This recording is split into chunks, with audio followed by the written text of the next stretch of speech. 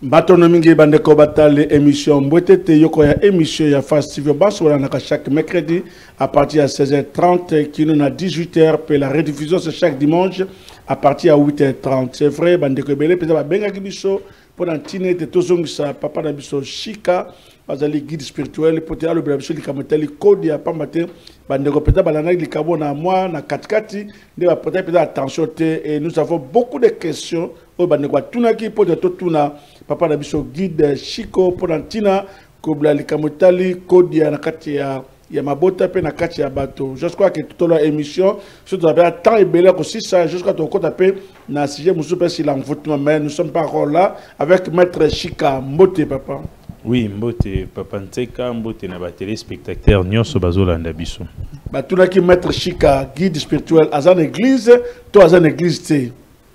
Oui maître Chika azali guide azali ko kambabatu mais adresse fixe boé physique maître Chika azali na ngote excusez pour na ko encadrer batu mais tout azali ko encadrer batu pour l'instant en ligne et puis batu mususu bazali ko ya na moko bazali ko zwa cours mais ko zona no etonga moko to petempelo moko ya boyambi batu nyonso wana na noté na zu yango pour l'instant mais vous envisagez quand même est-ce que comme ça l'appelle temple moko pour la koyamba batu.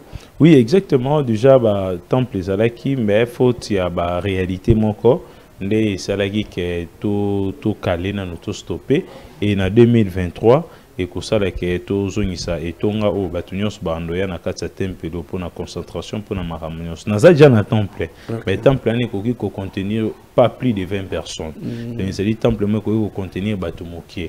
Yango na yambaka batu ndambu oaye na sidisinai wana kei oaye to travail na mbe après cela nde to lukasko tempelo o ekozala ya monene pona ko yamba ata plus de 200 personnes. Matono mingi likamotali kodi ya maître Chika bandeko bele ba mitungisa ki kodi ya wana kodi en fait kodi za nini pote batu ba bala na pena bo keb malembe kodi za nini. Merci beaucoup pour la question.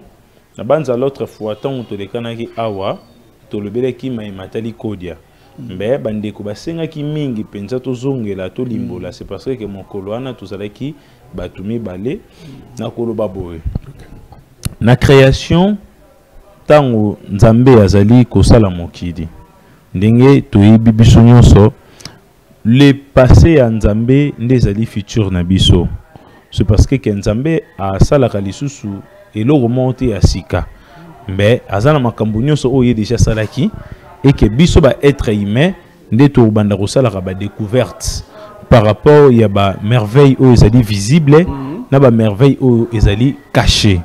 C'est parce que rien est de nouveau sur la terre. Nyon c'est déjà Babylone mo déjà salima na yango. Mais et pas ya humanité nde to ya ko sala ba découverte. Nzambe ayebaki très bien que montu arozala na posa à vivre bonheur. Pe montu arozala na posa à atteindre ba dimension où ezali très supérieure. Alors achaki ba loi oyo ko banda ko tambwisa montu. Achaki nanu mabele mopepe mai na moto oyo est accompagné chemin ya montu na kati ya mokili. Et en dehors de cela atie banyama o barozala pe comme ba accompagnon ya montu na kati ya mokili. Atie banzete pe atie mabanga. En dehors de tout cela nzambe aye kocha biloko mususu o babengi malheur pe aye kocha eloko mususu babengi bonheur. C'est parce que soki malheur ezali ko exister te moyen pe bonheur exister ezali te. Pona koyeba importance ya malheur esengeli bonheur exister. Pour nous koyeba importance ya bonheur esengeli malheur exister.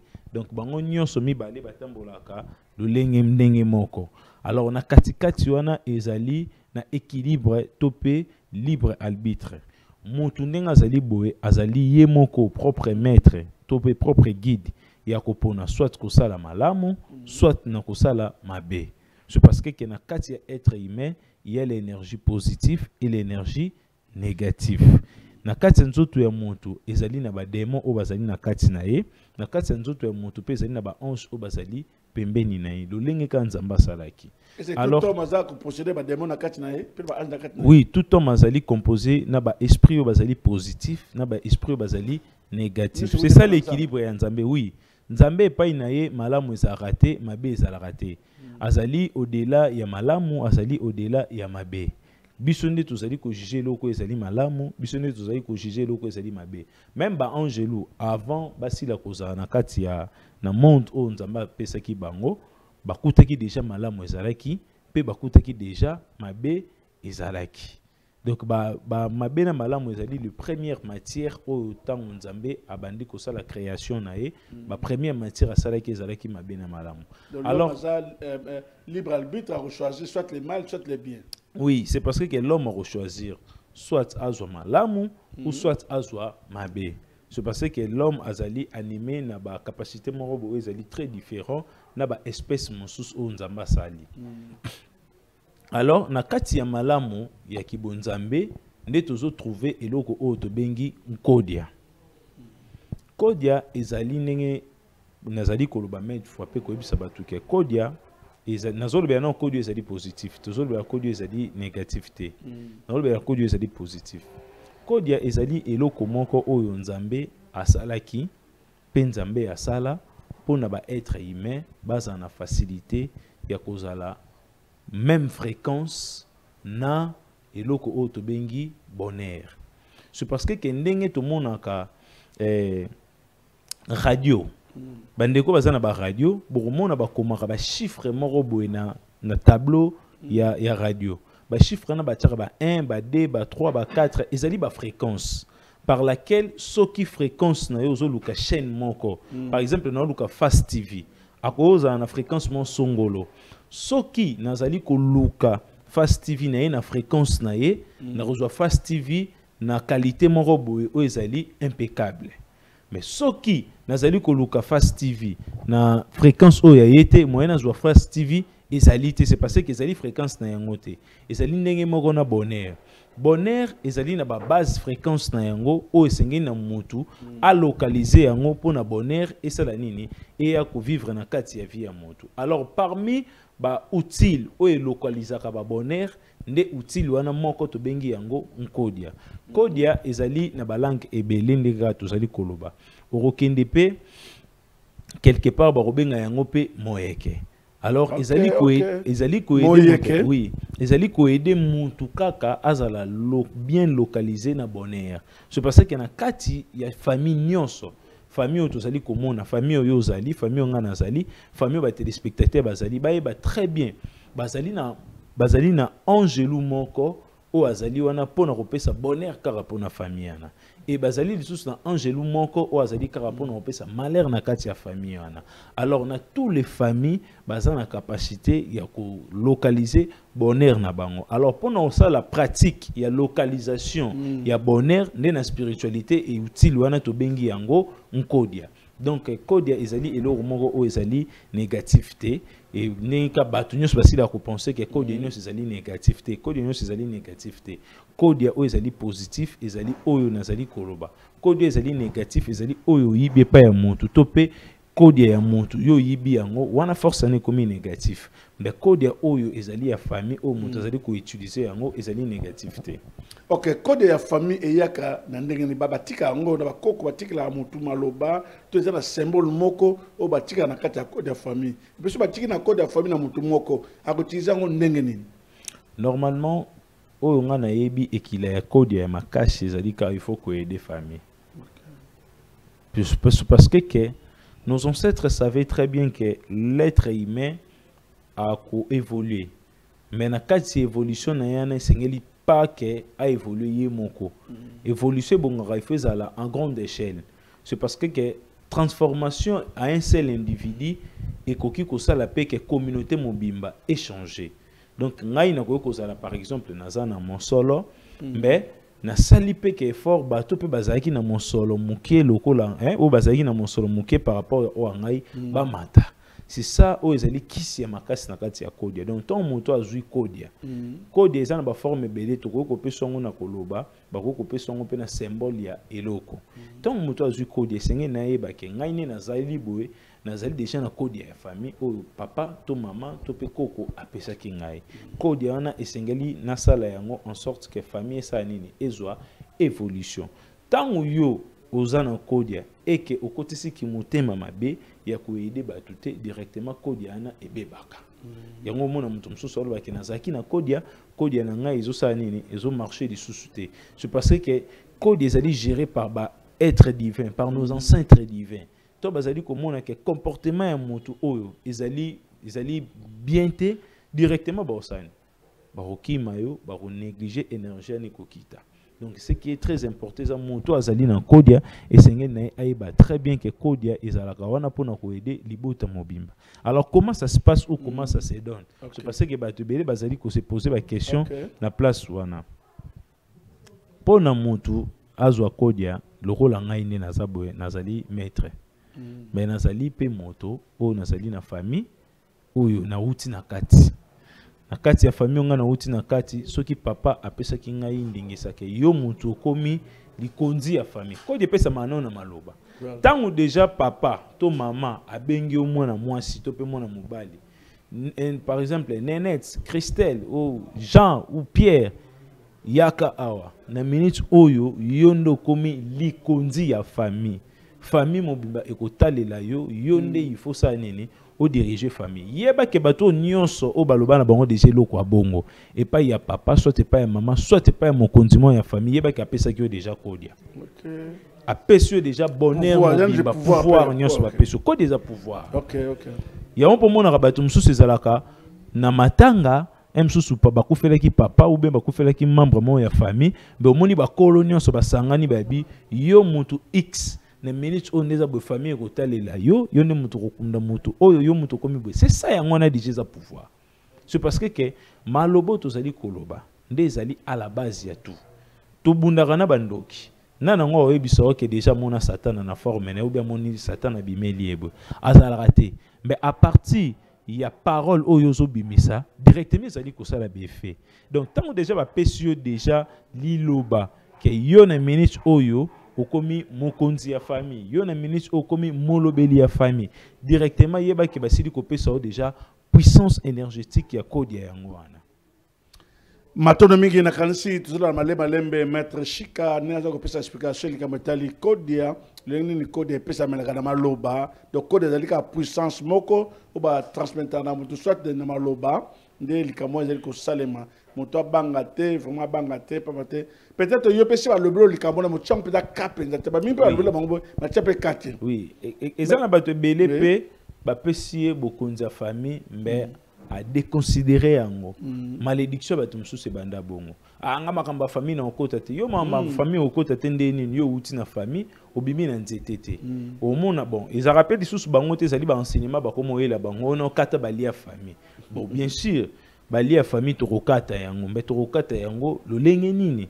est-ce que famille c'est ça kara na mabe famille c'est la rana mabete malamu ezali na kati ya famille mabe pe ezali na kati ya famille bon manque ya enseignement na pauvreté ndeza na kati ya mboka na biso nde ezali ko sala ke batu belé ba keneli kaka ba croire toujours na ba croyance ezali négatif mais ba croyance ezali positif bat balingi sous ko croire na yango te lokola ba kodi bat balingi yango te c'est parce que mutazo mona yango ndire ozoli ko kotisa na makambo mobo o ezali ya yete or ezali nde ya yo nzambe avant pambola mutu akindaka nanu ko consulter ba ancêtre na ye et puis apesi yo bénédiction donc ça demande toujours bongo donc mutu nyonso o basili ko yebisa déjà que yo monsieur X yo maman X okomi mokonzi ya famille yeba ki okomi déjà na pouvoir ancestral yeba ki oza déjà na kodia mais peut-être yo ndo zali ko ignorer yango à partir de cette ignorance wana ndo zo mon évolution zo yate mais so peut remarquer la plupart abatu mususu oyo bapesa bango pouvoir ya famille ya maloba kaka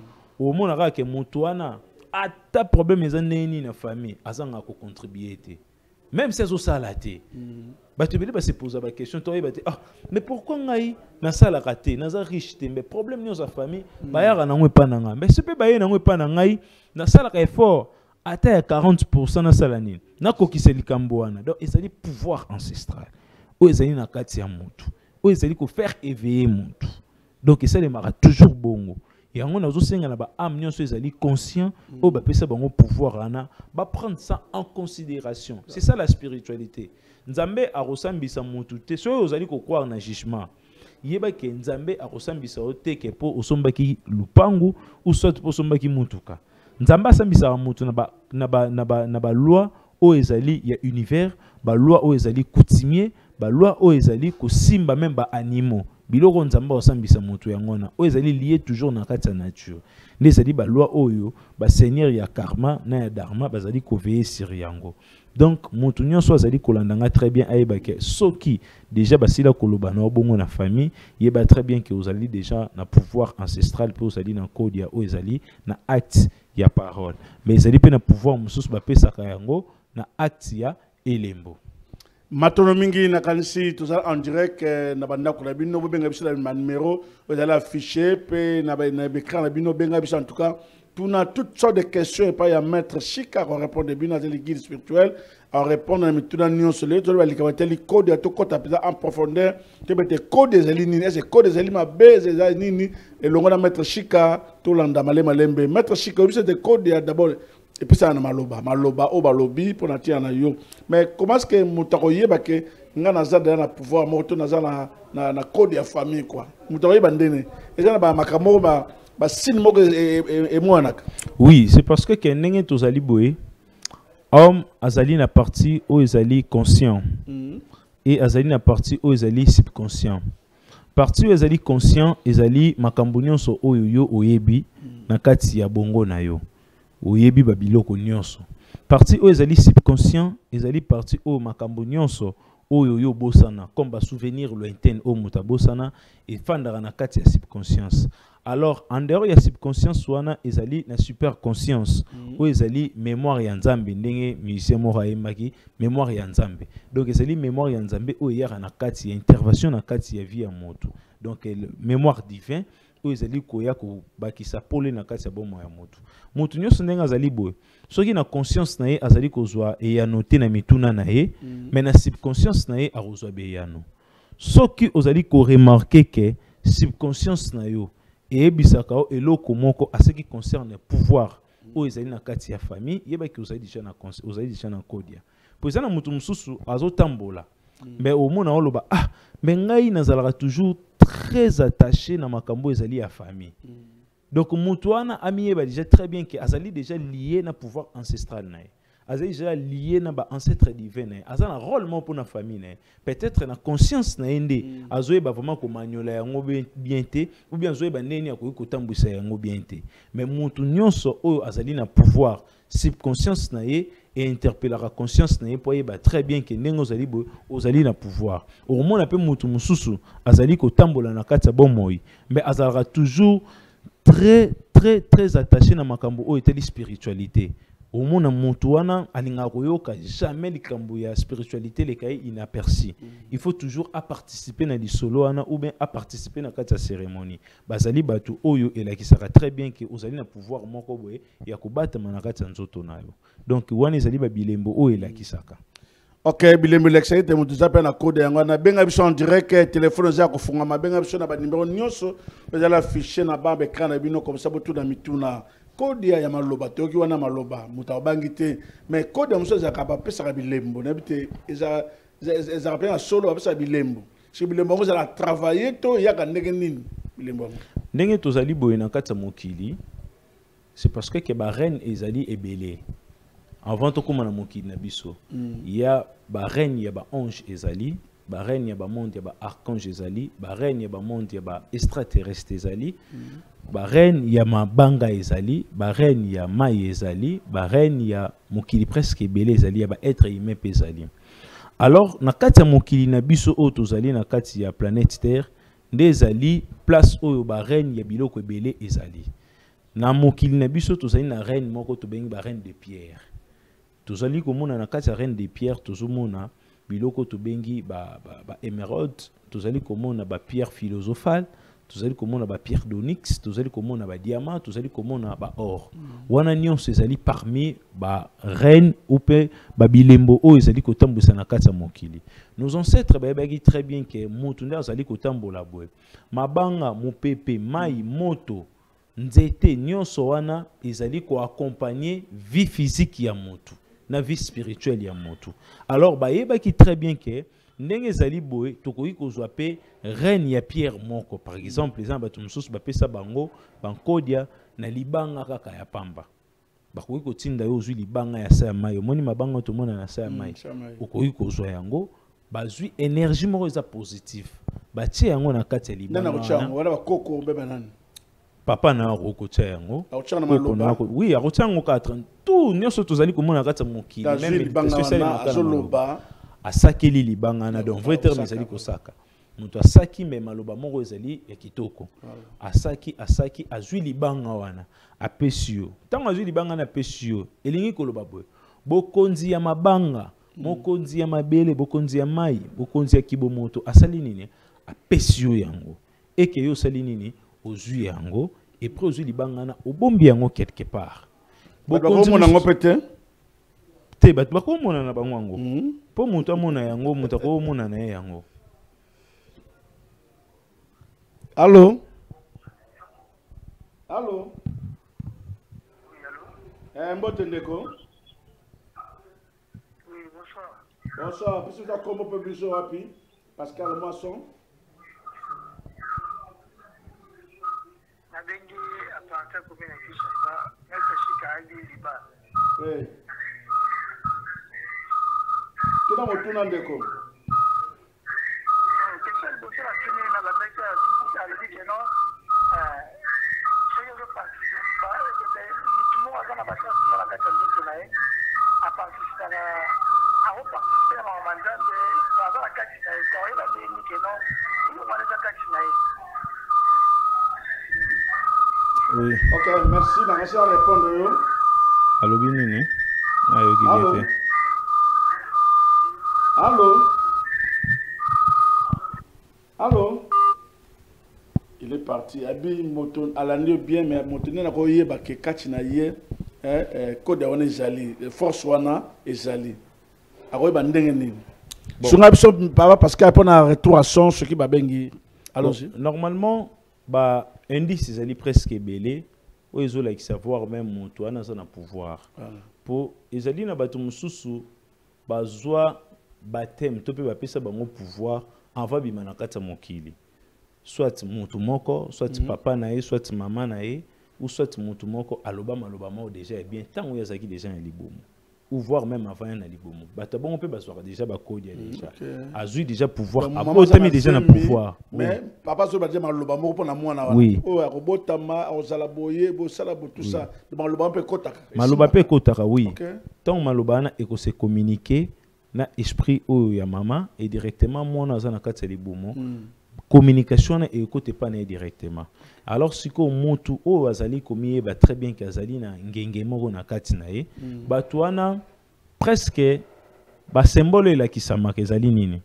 Oromona robanda ko souffrir. Mais na kati ya souffrance na yo wana o banda remarquer on dirait ozali ko sepelo on dirait ozali na bonheur moko ya dans les jours à venir. Donc malgré souffrance mais au monde on a toujours na partie à croyance morobo. Or au monde on dirait un jour so bimi lobi et ko simba. Et puis batabongo mona obimi pe bomoni makambesa nini et c'est réalisé. Et lingi ko lobate ka ke osomba immeuble te. Oko ko sala pe olala ki ozaki na mbongo osomba lipa te. Mais olamuki na intention que ndena za boleo na ozwa lipa omoni pe ke lipa na et c'est réalisé aujourd'hui ou soit ko le quand même lipa. Ezali ba indice ou la ki sa motu ke azali pe na pouvoir na kati na ye. Mutu mususu pe ezali ke azali chansard akutanaka na ba misala ebele. Mutu mususu pe ezali ke akutanaka presque na ba oui oko yamba to répondre. Allô? Allô? Mbote ndeko comment on a pas bien sur wapi? Allô? Ah, il est parti, l'inoccupé, Batebele. Pardon, Baninga, Bozila, Kobenga, Moko, c'est mon ninga, vous appelez Malo Ming, Président Koleka. Allons-y, Maître Chika. Tout ça, Awa, pendant 1h30, il va répondre à toutes vos questions. Donc, Ezali, Sin Oyo, et la Kisaka, que Moutouana, Azali, na pouvoir, na kati, na Azali, na Kodia. Donc, Ndeko Oyo, Azali, ko remarqué que na kati, bon, moinaye, et que ceux qui a sali loko, et se manifestaka, et que ceux qui, Azali, kolobana, batoupe, pour Kodia, pétambola, na pouvoir de la langue. Au moins, on m'a pas pesé. Allô? Allô? Allô? Ah, il est parti. Allô, je vous oui, au moins, on a pu monter mon sous-sous. Bah, indice, oh, ils ont dit que ça monte na spiritualité, tout pas na pouvoir, ils ont presque moins belé. Bah, indice, mon sous, ils ont pouvoir de la langue. Au moins, côté oh, ils ont même si bazali riche ou bazali plus âgé que yo, idée n'aura solo bi, des idée mo ils favorable. Au moins, idée mutu X à lobby, madame X à lobby, yangwana tout ça ni turunzima yango. Ezali ba indice ou like ça que mutu azali na pouvoir, azali na code na kati na imbe peut-être aza conscienté. Mais jour à rekoma conscient et à comme ko sala ba pratique ou esengeli pour na spiritualité to te rabatu mais ba pratique. To te a mutu te ka fandi akangi maboko dans les façons et la grâce mon ko bien bonheur mon bo et ya isopane la été. Na spiritualité ba te rabatu ko booster, ko luka bonheur na yo sur le plan spirituel et sur le plan physique. C'est parce que tout ça na bonheur temporel, tout ça na bonheur éternel. Alors mutu na mutu nenga zali bo, o azali ko remarquer que na kati na ye peut-être bonheur mo et yaka ekei wana ezali ba bonheur mo bo ezali temporel. Mais mutu azo remarquer que ce qui bonheur ezali ko ya na kati ya vie na ezali ko fanda pe ezali ko faire évoluer wana ezali bonheur mo bo ezali éternel. Alors ce qui allié ngona ba méditation na ba pouvoir ancestral et osala ke mutu asila ko évoluer très bien. Tozongi na likamotali wana zaki code ya maloba mais to kobi na code ya biloko wana nde sika babanga pe makasi bingi code ya biloko epesa maka na maloba symbole signe moko par exemple azui est-ce que ils ont attaqué quelque moment azui ba lobi na kati quelque moment pesi oui et keko ndenge to mona raboy wana komi na force ya ko créer pour être humain dans la capacité ya la continuité à création. Wana ezali pouvoir o tata mokeli apesa ki moto. Donc ngai na onde tout ça boye tout ça na capacité ça la continuité à création. Continuité à création ezali nini? Ezali ke Allô? Allô? Ah, il est parti. Continuité à création ezali nini? Moto tango ayaki na kati ya mokili akutaki déjà mabele ezalaki. Pe moto akutaki déjà zambe ezalaki. Mais moto za na capacité ya kozwa graine ya nzete o ezalaki na kati ya forêt abimisi yango pe na kati ya village aloni yango pe même énergie o ezalaki na kati ya village yango wana wana to bengi yango donc continuité à création. Alors moto amisala kité ke ye mo rafandi bo amisali non moto basala kiye et bah façonner moto ba pesi souffle ne moto banti kotambola. Alors moto ba pesi des pouvoirs ya la continuité à création c'est parce que ça une énergie créatrice dans kati na eux ali ko la continuité. Donc biso ba être humain to yeba ki très bien que ne tout sali bo to ko la continuité ya pouvoir. Ya ngono moni ba on sait na biso ba ko voir même nzete ndeka na lobi ne to mona ka kan pour ba tebele ba banga ka kan ezali nzete. Pendant batu basala kano to sile ko mona bo ezala nzete. Mais siko ba nzete ezali différent. Ba nzete ezali bikolo na bikolo. Ba koko na biso ba beke nzete onde ezali boye e botaka msusu mbuma. Mais mbuma na yango ezala positif. Ba kati nzete wana. Mais avant ba kata nzete yana bazali na biloko ba kolobela. Ba kati nzete yana ba façonner yango ba pesi yango forme symboliquement roboé o ya village na bango.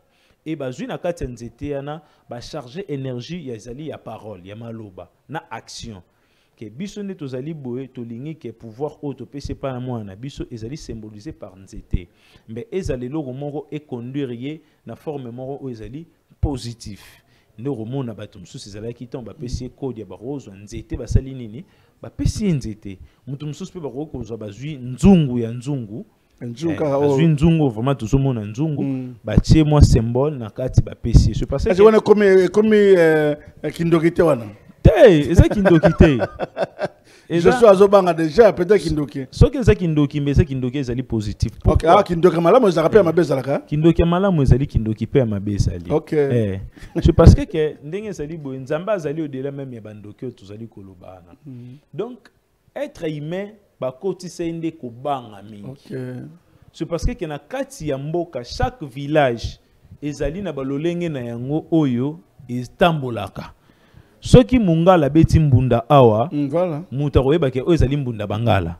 Soki muteke beti mbunda awa, mutu mususu ayebi ke oyo ezali mbunda ya bateke. Soki pe muluba beti mbunda awa, tokoyeba bien ke oyo ezali pe mbunda ya baluba. Donc chaque village ezalaki na lolenge na yango ndenga kopesa nkodia.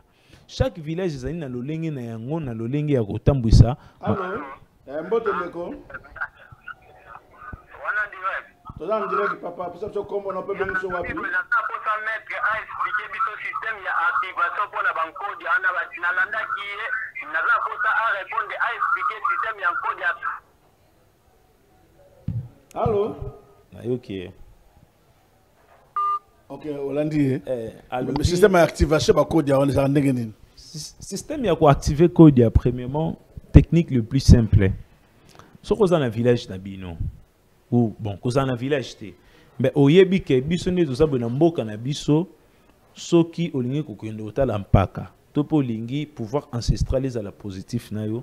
Somba peut-être chamba na masanga pesa mokolo morobo. Et ça va biloko ya activera. Et ça non ba biloko to ba donc oko sauter no mirite.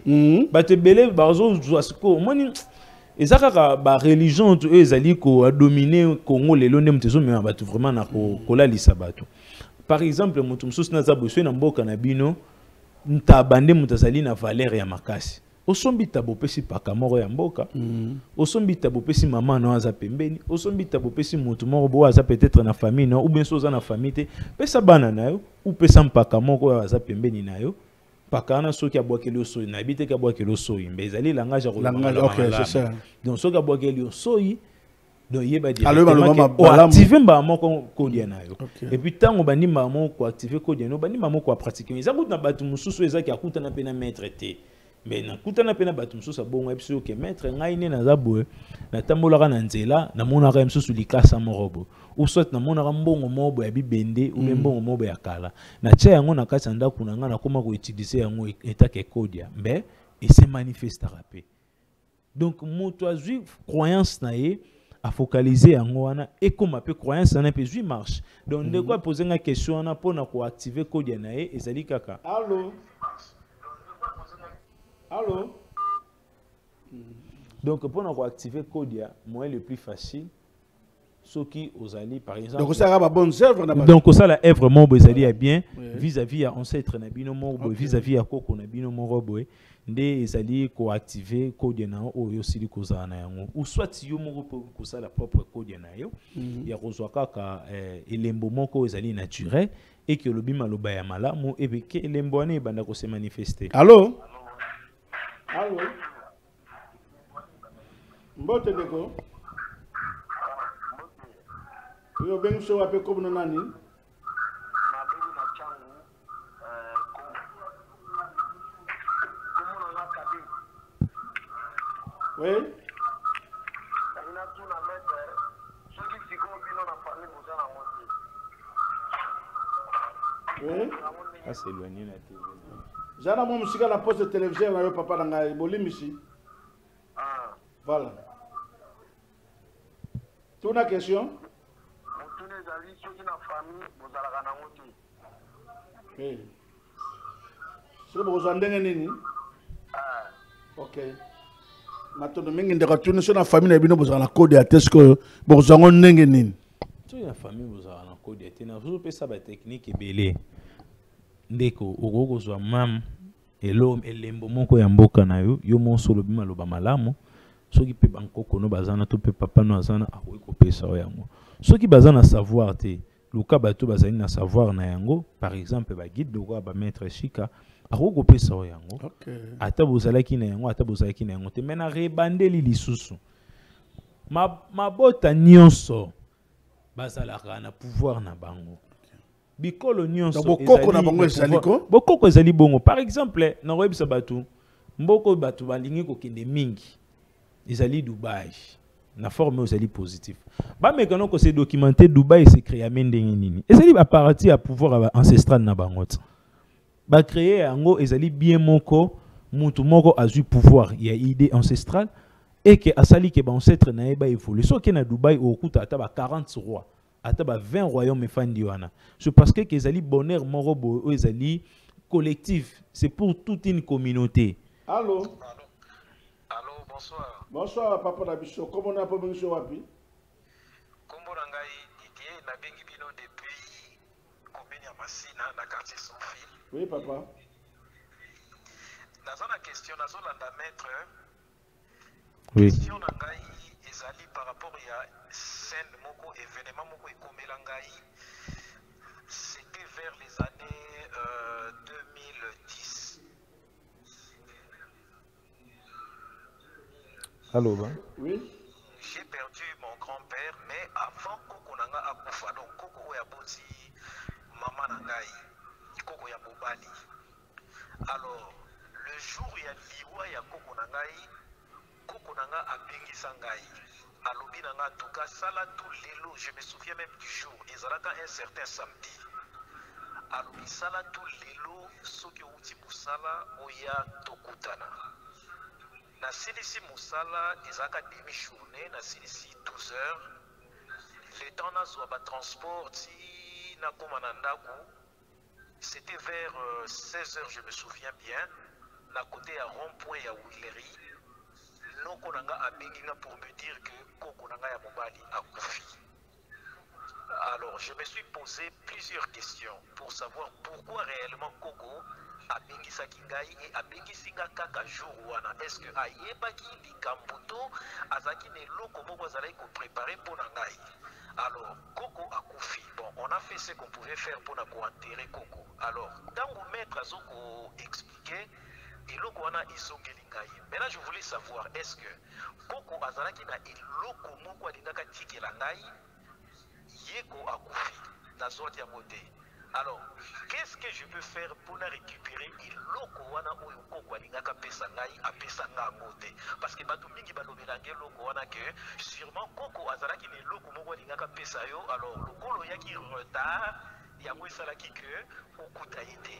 Alors, qu'est-ce que je peux faire maître pour récupérer loko wana oyo Koko na éviter ceux na kokolo ba akenda nango? Ok. Ok, maintenant mingi nakasi maître yoki utuna.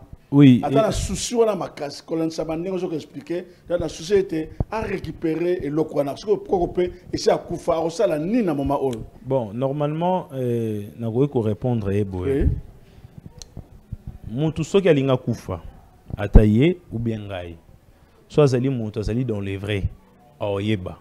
C'est parce que et là au monde c'est les mara hasard na kati ya moto. Na spiritualité hasard ezala raté. Donc Koko na ye ayebaki très bien kazotika mokidi. Mais à mon avis azalaki très important pour tikelaye c'est qu'elle est.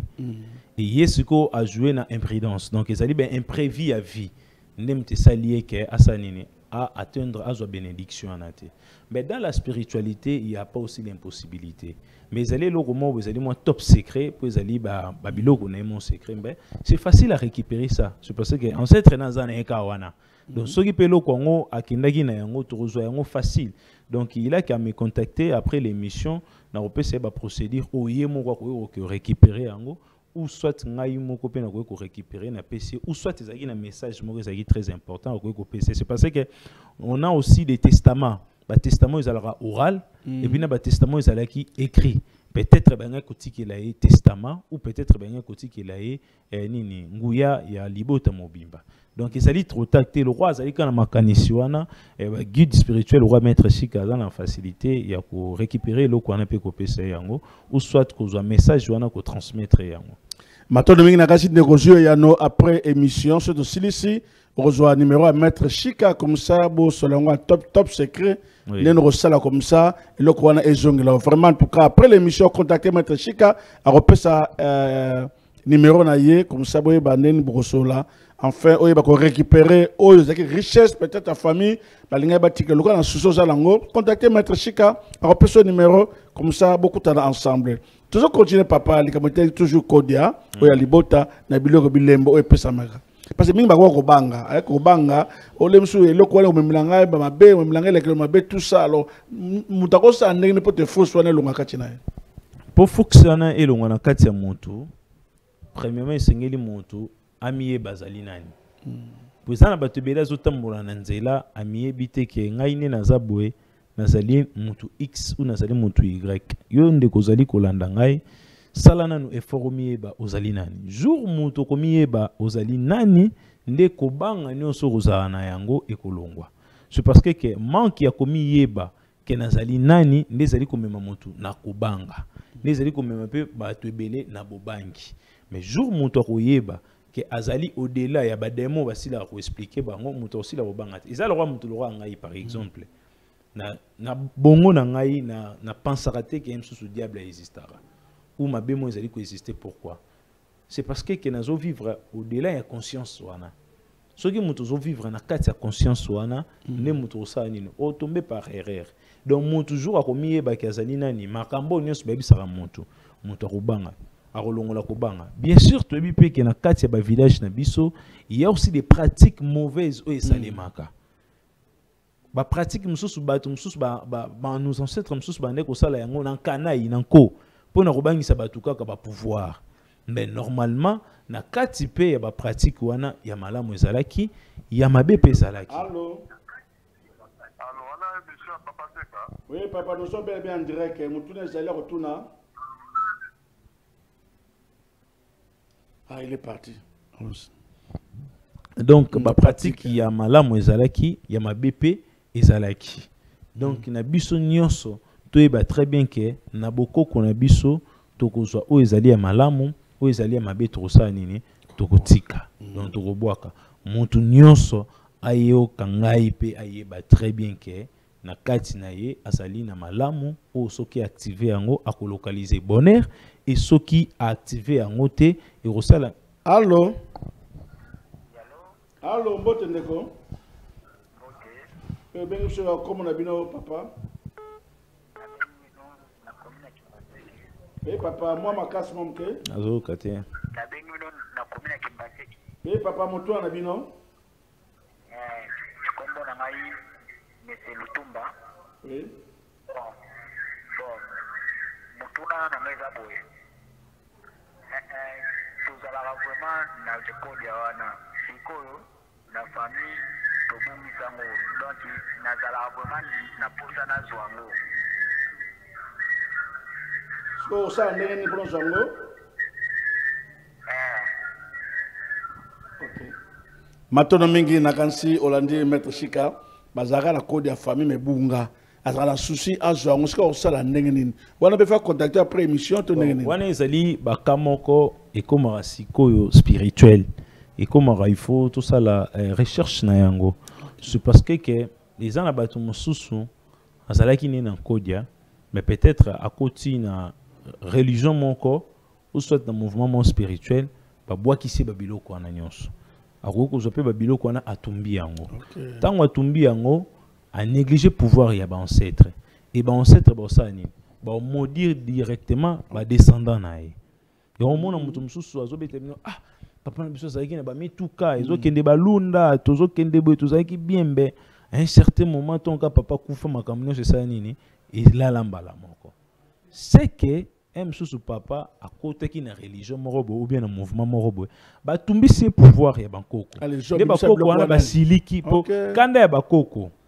ekitaka pendant 4 générations donc kanda ya bakoko ngwana nde kanda ya nzambe c'est parce que nzambe ndazali ebandeli ya makambo nyonso tozali koloba donc kanda ya nzambe zwaka 4 générations ya mutu bana na yo bakoko na bakokolo na yo nde bakozwa kanda wana.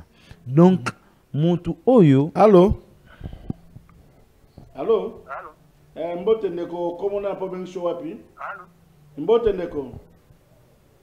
Allô? Mbote ndeko, nous sommes bien en direct. Tout dans mon toit na yo. Oui. Donc, mutu oyo nkodi na bango ebungaki esengela penza vraiment il faut aluka mwa guide. C'est parce que guide na ko sosolisa ye pourquoi essayer ko bunga.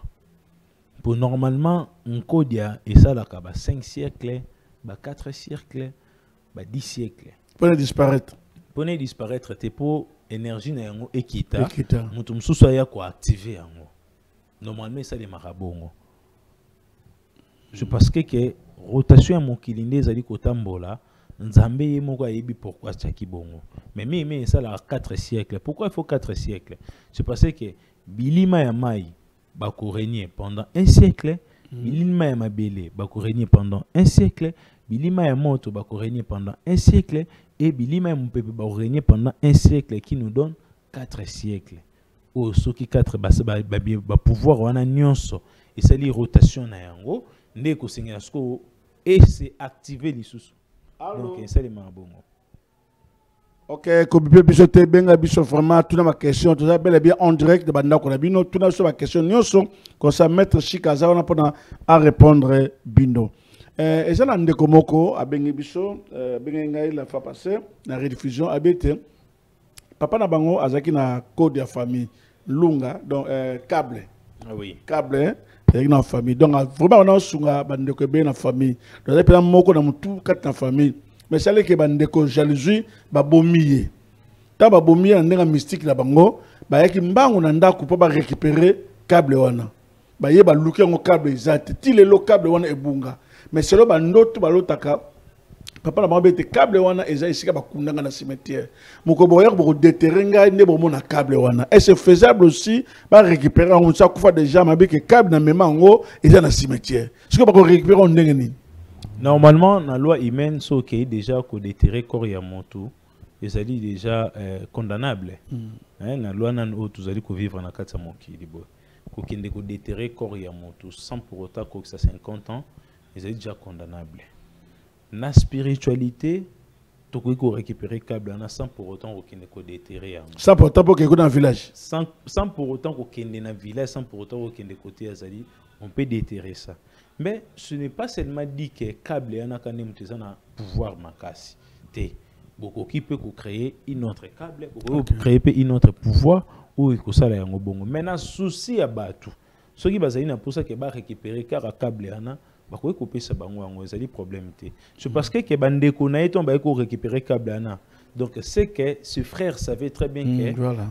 Code na bango ou bien pouvoir na bango voilà c'était ça. Donc c'était comme ça yango moni ke bande comme yango moni bande comme sous ba kufa likola biloko na bango moko. Donc peut-être ba pese qui est bagi moko ou câble moko zalai kola taboé ezalaki qui symbole ya pouvoir et directement ba ko attaquer siko ba koko na biso pe.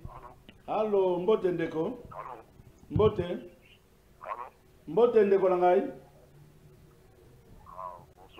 Bonsoir papa, bonsoir papa, comment on? Bonsoir. Bonsoir papa. Tout le monde là papa. Oui.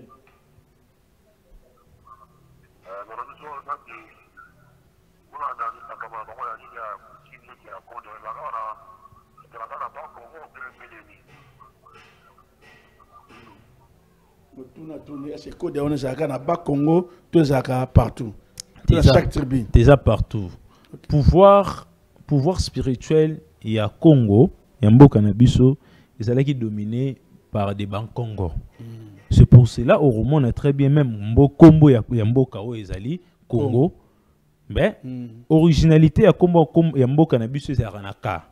Congo ya ka. Okay. Donc Congo ya ka ndezali kolakisa outil de travail. Okay. Donc nos ancêtres savaient très bien qu'il faut monter travailler pour monter à régner na kata mokili. Mais na lingala babenga ngo moyeke. Soki pende ko azali na ekolo na bango sa tuni ils appellent un terme msusu ba obelela. Au moins le rôle à lelo par exemple na mboka na biso. Namboka na biso to suka ka ata namboka na biso. O souffrir o ya mabapela o souffrir. Tout ça obligé à ko éclaircir ba tout c'est parce que Allô. Bonsoir papa. Bonsoir papa. Toi na bino? Nazo na ndemiso na bino. Oui papa. Na ina beta liso na pe na 98 koko abota bana mibale mwasi na mobali banso bakufaki totikalaki na pokwa sikoyo koko abalaki mwasi ya mokongo abotaki na ye te mais nayaki kokamba ntango koko akufi mwasi na mokongo ameselinga makonga mibale ya mikuse na nzungu biloko ezalaki beyelo anda oyo adi te koko biloko na ati koko no biloko na atengelaki yango konga na komi lokola mwana liboso bana koko abotaki bakufaki ameselinga makonga mibale na nzungu ya mokoko wana oyo biloko akoko bakonga kangaki na journal mais tellement famille ya mama mpe bazalaki wana mwana aza koko abote batata famille ya mama baboyaki kadi te yaza mwana moke bokopesa biloko wana te akoki nango te batomboli koko motu batie na serke bakunda ye nango yawana tuna ese biloko wana ekenda naotuna maître sika ok matondo mingi nakasi olandi ndenge alobi soko obandelela alobi boye ekoko neti azalaki na bomoi afa kufa apesaki makonga mibale na nzungu nene pouvoir na bango mais sikoyo lokola teme azalaki nanu mwa moke bapara babi te en tout cas moyen ozwa biloko oyo ezali te donc bakamataki biloko yango bazongisi yango na kati ya cercle ya koko wana donc na makonga na nzungu wana akende nango akufa akende nango sikoyo akosala ndenge nini mpo arécupere yango. Premièrement, les erreurs n'a été, ezali erreur ya ba papa na ye. Mais peut-être ba papa na pe to rope sa bango erreur soki ezali ki idée na ezali positif. Mais soki symbole wana ezali négatif pour na mwana bango to rope sa ba parents na ye torté. Donc on a lobaki ne bandeli très bien que ça na ba cérémonie mususu ancestrale ou ezali négatif pe. Donc ce que pona ko zala vraiment na bososoli ya makambo o ya lobi baka ya bongo sengelaka foko monana osala voyance pona koyeba est-ce que eloko wana ezalaki positif to ezalaki négatif pour ozala pelo mususu oza ko penser yango mais eloko wana ezalaki nango pe négatif mais na kati ya pratique neto détectera koyeba eloko ezalaki positif na eloko oyo ezalaki négatif même si ba enterrer na yango na spiritualité tozala na temps ya roboto la babiloko wana nyonso. OK ouais. Donc la spiritualité babilo qu'on a nous pour nous récupérer l'eau que ça a en gravité. Donc comme on a une possibilité de récupérer l'eau que joue comme monde et vous allez exterminer donc joue ba être vivant nion ce bazar ba okufa ndeto comme on a une capacité à récupérer babilo ko.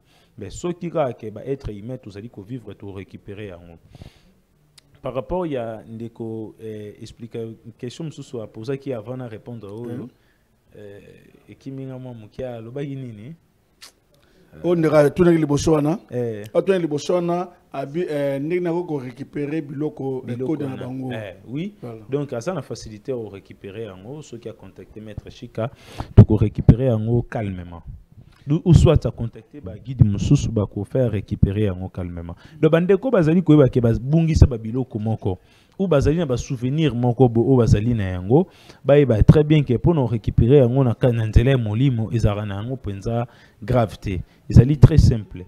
Alors pourquoi ndeko na question ezalaki pourquoi kaka ba benga yango ko nini kodia so ezalaka ya ba Congo te na bikolo nyonso ezali mais mokili na mboka na biso donc moi pouvoir spirituel ya ba Congo et dominant qui c'est pour cela monde que même attaque Kimbangu azali toujours origine il y a un Congo central donc au monde a très bien que même atabayan Kimpavita bazali ba origine ya kuna mais lingi kolobate que ceux qui pouvoir wana ezalaki pas ya ba Congo biso to monaka que stikale pa ba Congo te mu Congo azaka congolais Mungala pas à congolais, Moulou bazapeka congolais. Donc, ba pouvoir séparatif wana nga sepela na yangote. Na kata spiritualité, nous sommes un.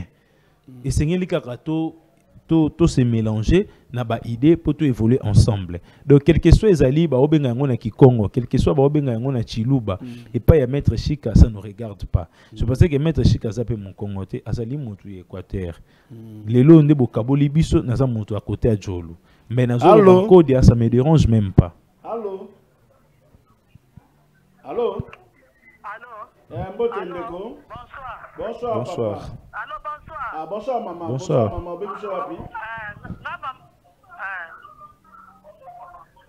Maman Christine. Oui, maman, mutu na bino. Na fani na Magaluka, na lobi boye. Oui.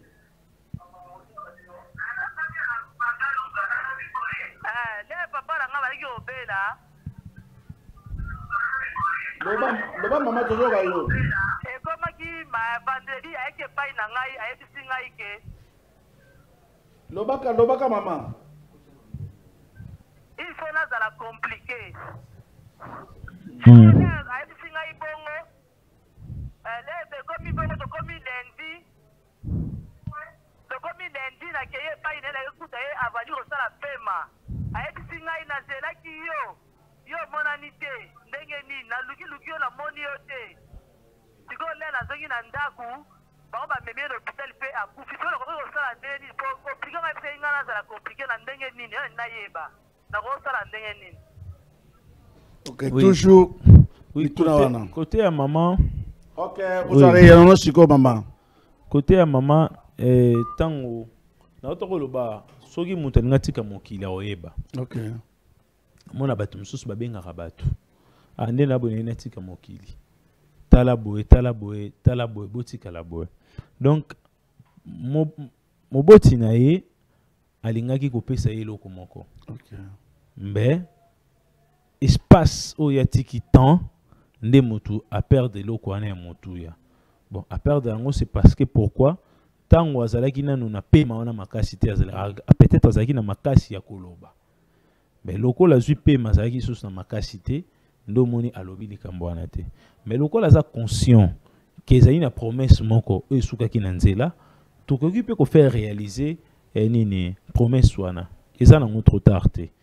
Et pas des alliés trop tard, mais sur le plan spirituel, ils ont trop tard. Pour tout raison, ils savent que malobo papa lingé koloba, tout kayango peto pesa yango. Donc na kata pratique, ndé muto à comprendre la réalité au nyonso, au nazali koloba. C'est parce que kebalobi les morts ne sont pas morts. Donc quelque part sur te bete lui en porte, baro répondre biso tantôt d'une manière ou tantôt d'une autre. Allô. Bonjour papa, comment on a un peu même sur Wapi pour monter na bino papa? Oui, comment on a eu Jacob Mapemba na bino partir en Gilles. Eh papa Montuna na retourne na pas invité, bonjour na épée. Na lobby bishop na famille, ezala na code ya famille. Maman na ngata na code ya famille. Père azali donc na mayemo. Tanga comprendre force mo na ndako ne bundisa ye, pourquoi mo sa ba la rose quoi, azwa kango, abakango na wesi. Banda baba na wese batia kama mama ndeba banda na tini no wese face la kasa de bota siko to so nini ni pono so sa lo comment on va se faire bota ya mu tuna ngeza yamana. Ok, merci mingi na kasolandi kodi ya ezaki na famille na libota papa ta kufi ba jo ba boaki on a wese de banda wana souffrance côté na famille donc pas c'est côté na libota siko ba so ndenge nini parce que ba boko na wese ekende déjà moto boaki ko na wese so ezande kwa sala mabe. Mais si ça y était amiébi pourquoi boké na wese. Na refongo la parenthèse moko après na kangango na suka bande ko ba pesa na mo temps après to ya bango. Minute pardon en tout cas pesa sur 5 minutes à expliquer comme ça to ya ba peine bidon. Il y a encore du temps, il nous reste encore je crois 20 minutes. Allons-y. Bande ko oyo bazokende ko sala ba bêtise na Dubai. Baye babo. Omoni zongo ineno to kendaka. Ezalaka bien te na makambo molimo mutu mususu mona yango soki olamugi na tongo eke uzali komona bazongo ya batu mususu yeba très bien que malédiction batu ane uzwayo. OK, ezalaka bongo alors ndenge tomonaka wese esiko to sala zongo ndaku wana ezalaka na ba énergie ezali négatif makasi ezalaka wana c'est parce que ezali salité ya mutu nde azali ko dégager yango. Alors salité na ce n'est pas bien approprié mutu amona yango. Et tant que tu salité nga na tu salité nga na tu salité ba salité na biso ko créer ba égrégore mo bozali négatif donc indoki. Mbala moko ba robanda ko se manifester. Soki mutu bani ba lokayo ya makasi. Soki ba jouer loko na yo ba boaki yango na kati ya libulu ya toilette eza lokola ba jouer salité wana ba tione elongi. Donc ndeko wana eza elo mo eza très dangereux. Nde ba boka kiango na toilette ba modérer famille na bango. Bon, na le but que ezali impossible mais eza moi difficile. Soki ba leki na ba délivrance te na ba exorcisme te bazala sauver. C'est parce que ezali symbole moko très négatif. Yango mo na ba pays où ezali développé, ba sala ke fort matière wana batu ba monaka yango te. Ba sala même ba système motoye ba ba kiv tout consomme donc ezala ke même ata yo moko aux en incapacité à remonter matière na yo. C'est parce que ils ont malédiction. bandeko o bazali ko osala ba acte wana na ba Dubai po bazwa mbongo baza ko modire bango donc basali acte wana ba pesio $30,000 $50,000 mais mutu ya vino eleki $50,000 mutu ya bana na yo eza au délai 50,000 eza au délai 100,000 mbe ba boto liyo yosko na mi chana roza na pose ya 20,000 30,000 po cha kabelo suka yo awa oteki étoile na yo et mutu abongo koloba te ke yo famille lokue ça liyo moko donc pona ndeko wana mi ba très bien que acte wana basalaki ba se modiraki. Oui. Allô? Allô, papa? Oui, papa. Oui, toujours Landa. Ok, voilà, après émission, on peut s'abonner numéro de téléphone. Après émission, vous avez numéro de téléphone, il y a papa Nabiso. Je crois qu'on peut s'arranger déjà. Oui, numéro de téléphone est allé plus 243 89 63. Donc 089 89 63 62 367. 89 63 62 367 ou 082 105 99 99. Maintenant, mingi na kasa on répéter numéro wana. Allô? Oui, alors. Mbote deko. Oui. Ngai munata obenga siko. Oui, ngai munata obenga bino. Oui. Oui, boye. Kesa no okeki biente. Elaki okaki biente. Loba? Papa nde mutasoki kodi ya abonoki kodi ya mama na tia toilette. Papa nde mutaboki kodi ya mama na toilette. Okay. Ah, papa n'aime te boire kodia. Papa a envie. Maman zana kodia. Quel papa yo remarqué maman zana kodia na ndako. Azana kodia ngo aboka ona ti ya wese. Tout n'est pas papa a envie. Mary atomoki ese ni musali boy olonga musala. Lobi no bina tongo pe age musala alonga musala. Après ce fait que ma casse de libota. Siko ne na mettre en sike. Biso de kosa neni. Bo neni alobi. Ceux qui étaient comme salami au bébé sango. Voici la 4e génération et la maudit. Faut que tu les fasses de ça la pour lui battre musulman. Le roi ça neni. Est-ce que maman a envie, papa a envie? Oui. Papa da ko fakenda. Bon maman. Maman zali. Ok, tout court récupérons. Ok, merci, je crois. Maître, on peut sa réponse à l'épée à Robin Sabino, beaucoup d'années ensemble. Oui. Et le secret, je crois. Oui, et c'est là au moins ça secret. Donc, le là, papa Koufaki, papa et bien pourquoi ça. Peut-être Azala qui animé l'esprit morobo, n'importe à Salabongo. Vous comprenez, pouvoir ancestral basakana na ngote ngo monitor maman lobaki na ye ba efia na malobeko maki. Donc, le rôle la maman a envie, ils ont tous la capacité à récupérer yango. Donc, ndeko a recontacter ngaka na numéro na pesuana et na repé ça va procédure ni notre sala pour récupérer yango. Donc, c'est ça. Ok, na kasi ko benga na cause nini esalaki ke papa abwaka yango bo. Oui. Mais babi tanga boaki on ba mo malheur souffrance ekotaki pe papa lungai musala pe passer le je continue. C'est parce que a telemeli nzambe pouvoir ancestral des nzambe mutu jamais okoki ko bala a tous président de la République jamais okoki ko bala sans pour auto passer na ba loi coutumier. Pourquoi tout ça la mariage coutumier? Mariage ezali de coutume. Ne balobaka mariage lelo na bali ezali des coutumes ezali mariage coutumier donc coutume ezali wana pona ko faire évoluer mutu donc c'est ça matono mingi na kansi malembe toujours na bande koko rappeler sur numéro de téléphone comme ça ba contacter yo wana za wiklo ba contacter pour te ba activer pe biloko oya bango beba rappeler sur numéro ezali plus 243 82 105 99 99 82 105 99 99 ou encore 89 63 62 367. Allô mbote maman. Allô. Donc c'est ça. Pour tout ça la rétro pour pas tout ça aller na côté positif négatif de côté je crois. Il faut mingi tout est en bas tout côté positivité. Okay. Pour moni enseignement ils allaient belé robangisa batu ba créer là batu ba démon de contrôle ba démon donc ba comment bangisa batu donc mutasa salité na ndako na ye azoye ba kombola te ba PC ba se créer oh non ba PC na baza ba démon tu vois donc ba comment bangisa mutu oh yebisane mutu zala propre kombola ndako na yo tia kisi pesa rozala te. Allô Allô papa mbote mbote toyika to tuna oui nalingika no question et pas maître. Oui.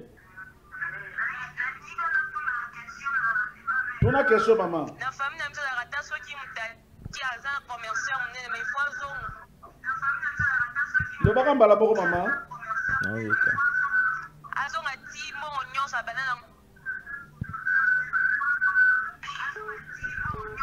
oui.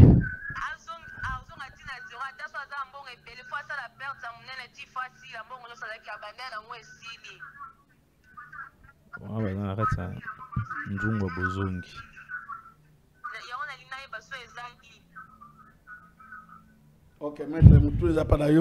Oui, wana ezali envoûtement, mais dans sens spirituel ezali nzungu ya bozongi.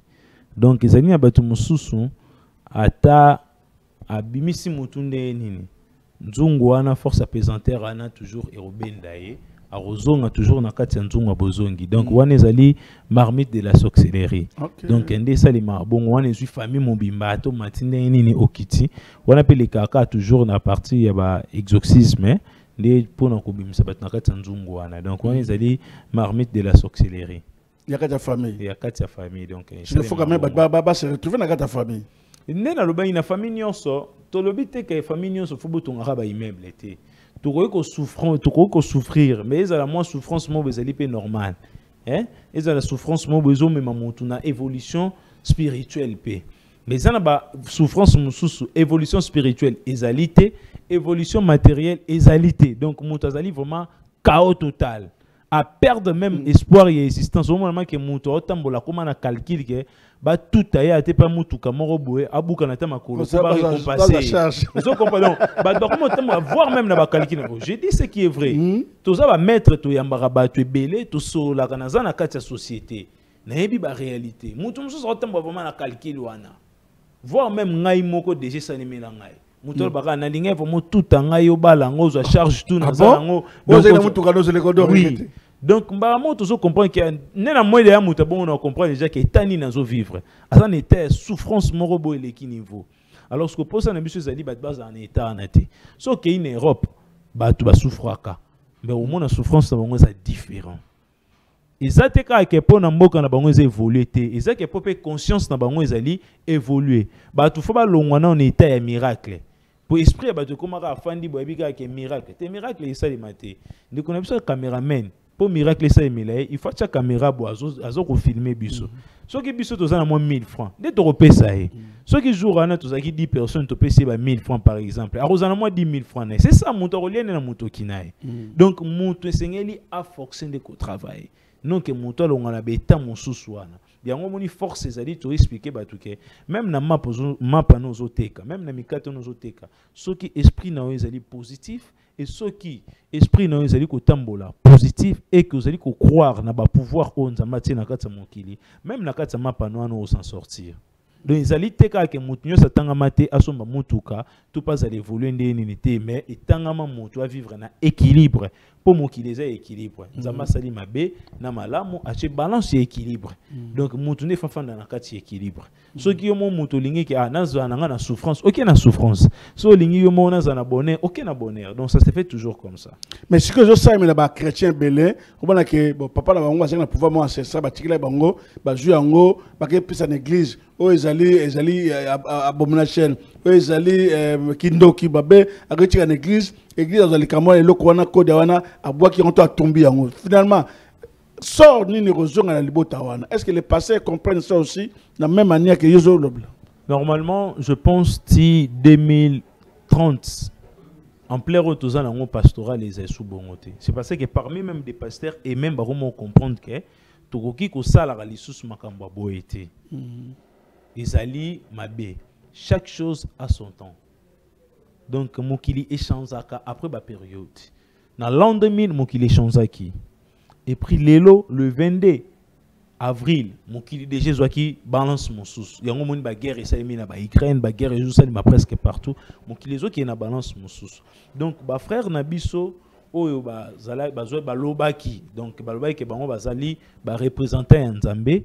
Basalisa bato belé ba erreur yango moni pe mboka o ezali ko souffrir makasi soki christianisme ezalaki na ampleur ezalaki na yango te mais bato souffrance ezala boete souffrance ezali makasi, c'est parce que le christianisme n'est pas un monopole de contrôler beaucoup. Même si tous les pays laïcs, mais biso mo tous conscient que les chrétiens ils sont nombreux par rapport à un mouvement spirituel moussous. Alors ceux bazalaki bato bazalaki na bon sens, il fallait pour qu'ils les en équilibre. Il fallait qu'on ait en équilibre. Soit qu'on ait en équilibre, cela prouve directement que enseignement et christianisme ezali mabe vis-à-vis ya mboka na biso. Donc sengi na bandeko bazali na monopole ya kokamba bato. O bazali na ba 20 000 personnes pour bango pe ba koma na ba concurrence le roi ba musicien. O bazali na ba 30 000 personnes. Ba transformer dans enseignement na bango. Ba expliquer bato pe réalité o bato sengi na bango basala. Ba longola bato na ba croyance ba juif. Pour mutaza la chrétien il faut ka vine mobimba apesa yango pe ba juif tin que vie ya montu komika ke nga il faut Israël, nga il faut juif. Donc journée ne ba yebisa montu ata histoire ya koko na ye. Montu yebi histoire ya ba juif e bandeliti suka na ya fondé. Mais histoire ya ye moko nanu kaka ya papa na ye na mama na ye ayebi yango te. So tuni ya bio wana ezaki nzambe te za makamba mokili. Oh ebongo Jacob aza makamba nzambe ya makamba mokili te. Donc biso nyonso nous sommes des êtres humains. Tout ça là effort, tout le cas évolution ya mboka o ekende dans les bons. Alors chacun fait aussi sa part. Maître Chik a fait sa part pour nous expliquer bandeko bazo dans biso très bien que to utiliser pe pouvoir ya bokoko pour to les kako évoluer sur le plan physique et sur le plan spirituel. Par rapport à Yandeko, on a une question à poser et c'est une solution pour nous rejoindre. En tout cas, il faut qu'à tout le monde. Ok, nakanisi tokomi presque na suka na émission na biso vraiment ba mingi ba landi biso peut-être ba bengi biso ba mingi ba raté pe biso. En tout cas, je crois que la semaine prochaine nous allons encore continuer avec Maître Chika comme ça tout côté sur ba poser parce qu'il faut pas côté négatif ezala. Mais et ça la peine ni na côté négatif ezalaka. Donc il faut balancer ça équilibre il faut ça. Oui, positif le côté négatif. Mais ce que bateau ba pesa ba lumière. L'église pesa ba lumière. Est-ce que on peut dire code va pesa ba ba maïkari par exemple moi atie le bokobo na zo pesa lumière tout ça c'est on appelle ça bon na habité. Bon na etonga au maître azali po bato msusu ba landingai peut-être na katikati. Maître Chik azali monté itope molakisi na kati ya pole na mokili. Pole na mokili ezali religion ezali ya nzambe kuna tozali kolobela makambo etali molimo. Il est strictement interdit na montu akino ozwa lumière et pas ya montu mosusu. Pour montu ye moko aza déjà pole. Il y a des formules et des méditations montu kosala pour allumer pole. Et pas une biso pour na montu allumer pole ezaka la main droite na et simbi montu na et main gauche na yo et simbi libumu na. C'est parce que l'homme azali na montu ou ezali premier cerveau, deuxième cerveau ya montu ezali na kati ya libumu. Alors position na to benga ngondele. Ce qui montu asali ka position na a construire un élément na kati na et a construire équilibre ya pole. Ye moko za na posa te ke akende na dojo moko boba ki opesa lumière. C'est parce que l'homme lui-même aza na lumière na ye. Allô? Allô? Allô? Ok, maintenant dans 5 minutes, nous allons clore l'émission. Bien rapidement, comme ça, Maître Chika à répondre à ma question. Nous sommes au retour biso. Donc, Moutoza est capable d'activer la lumière. Moutoza est mon lumière. Ok. Moutoza est mon lumière. Mais, lumière yayo, yangai, yaye, ce qui te sangisi na idée mon corps, des aliments malamu. Moutoza na kaka na tente ya kinara repa ya mouvement X pour na pesa lumière. Te lumière oza yo moko. Mais dis-moi, moutou faut ba encadrer yo. Peut pas apprendre yo. One is a logique ya spiritualité. Monte sengara alekana temps ya encadrement. Et on a zo sengana bande konyonso ba mekanon ko expérimenter ba technique pe ba méditation spirituelle ya Maître Chika pour na to meka ko sa na une évolution ya mboka o. Tout ça na posa mboko ezo évolution à partir évolution ya mboka o yonde mokili mbeko zo évolution. Jamais to ko pesa ba chinois évolution sans pour autant biso moto za évolution. Donc yango moni évolution na zo banda yango même na partie ya mboka na biso a poto kinina yango na évolution mo ezali très bien par rapport ya question au Allô? Allô, bonsoir Tata Montey. Oui, bonsoir. Comment la vie nous paye au Bénisso? Namutuna? Oh, merci mon capitaine. Namoni vraiment papa na biso azolo ba makamsusu eza solo pesa makamuninga azolo ba eza solo prochainement tobenga tout na mituna pene belé donc zongi ça les semaine prochaine pour tout na mituna belé mazala makamuninga azolo ba na ezali ya solo qui na 2030 il faut vraiment pasteur to basana nzo de ba changer langage ba ko ça ba douter pour bazokosa bato ebele babokima bakimi coutume mais ye moko aza na kati ya coutume na famille na ye. Voilà des choses comme ça. Donc il faut complètement penza alobela mopena nini. Merci beaucoup.